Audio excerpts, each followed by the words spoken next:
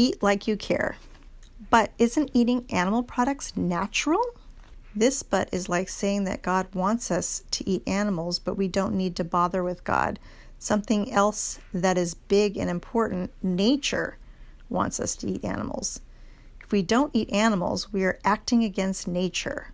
We are behaving in an unnatural way. That's powerful stuff, even if you're an atheist. In fact, but natural is like but God without God. It seeks to establish necessity but without God. But why do we think that nature intends, whatever that means, that we eat animals? The usual response is to say that we are physically adapted to eat meat and other products.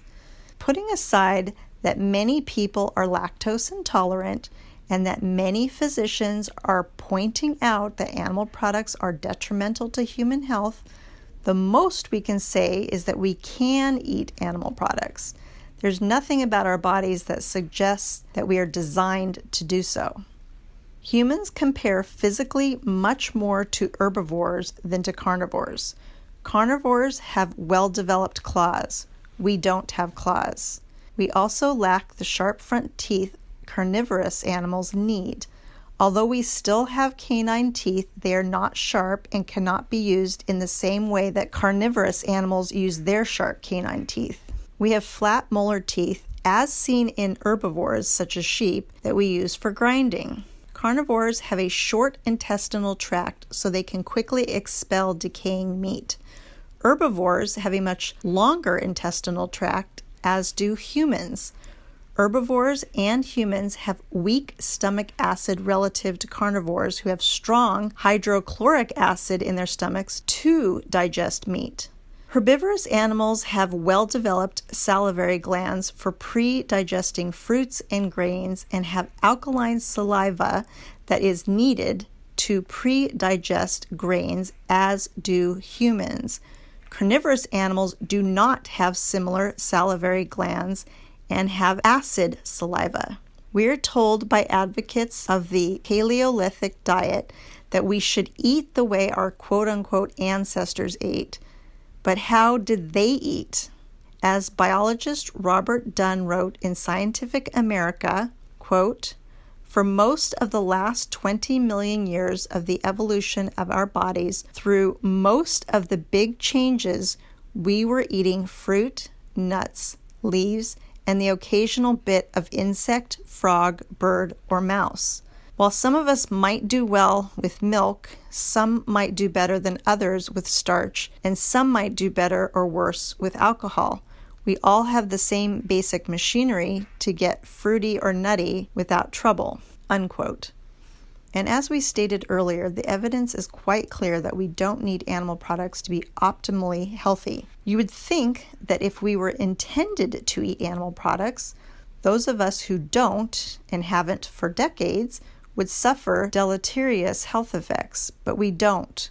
We do just fine and have to make sure we get vitamin B12, which humans do not manufacture, or at least not in reliable quantities. But all humans have to get B12 from somewhere. Carnivores get it from meat, vegans get it from nutritional yeast, other fortified food, or supplements. But all B12 comes from microorganisms. As we also stated earlier, humans also need fatty acids that they don't manufacture. Most people get their essential fatty acids from eating fish. The fish get it from consuming algae. We get these fatty acids directly from eating algae supplements. We also eat flax seeds and walnuts, which provide these nutrients as well. So while there is considerable evidence that animal foods are detrimental to human health, we don't want to get into a battle of studies here to convince you that it's healthier not to eat animal products. We do, however, want to make clear that the very best a consumer of animal products can say is that her diet is no better than that of someone who eats a balanced diet of non-animal foods.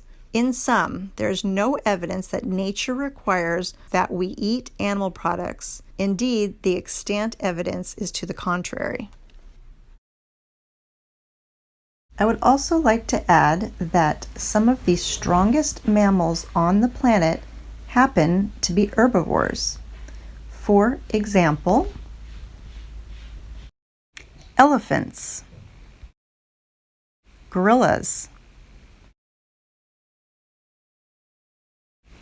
a rhinoceros, a hippopotamus, a giraffe, horses, cows, and the ox, which is funny because people will tell you to be sure to eat meat so you are strong as an ox when an ox doesn't eat meat.